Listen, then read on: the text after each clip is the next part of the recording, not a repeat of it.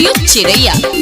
सावन के सुमारी भादो के जल ढारी कुछो नहीं कोई सैया रौरा जौरी हाँ सावन के सुमारी भादो के जल ढारी कुछो नहीं कोई सैया रौरा जौरी तू जब आसीन में माई के दुआर जी हाँ दुआर जी हाँ दुआर जी एगो कोई दिन हम पे उपकार जी किनके लाई दिन ओढ़ाउल के हार जी एगो कोई दिन हम पे उपकार जी किनके लाई दिन ओढ़ाउल के हार जी एगो कोई दिन हम पे उपकार जी किनके लाई दिन ओढ़ाउल के हार जी किनके लाई दिन ओढ़ाउल के हार जी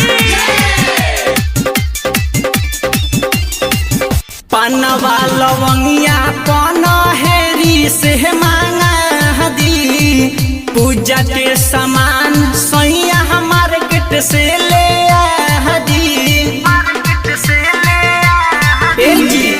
पनवा लवंगिया पनहेरी से मांगा दी पूजा के सामान सैया मार्केट से ले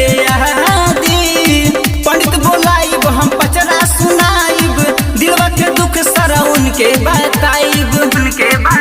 आचर भर दिहे देके उपहार जी उपहार जी उपहार जी एगो कोई दिन हम पे उपकार जी किनके लाई दिन ओढ़ाउल के हार जी एगो कोई दिन हम पे उपकार जी किनके लाई दिन ओढ़ाउल के हार जी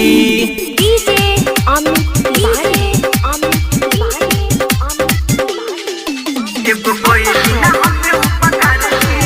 किनके लाई दिन ओढ़ाउल के हार जी किनके लाई दिन ओढ़ाउल के हार जी 9 दिन भूखब माई के चुनरी चढ़ाइब निमिया के गछी या पर झुलुआ लगाइब 9 दिन भूखब माई के चुनरी चढ़ाइब निमिया के गछी या पर झुलुआ लगाइब कलसा मंगा दी जौआ जमा दी पप्पू परवाना के गाना बजा दी शेरवाली के करब जयकार जी जयकार जी जयकार जी एगो कोई दिन हम पे उपकार जी किनके लाई दिन ओढ़ाउल के हार जी एगो कोई दिन हम पे उपकार जी किनके लाई दिन ओढ़ाउल के हार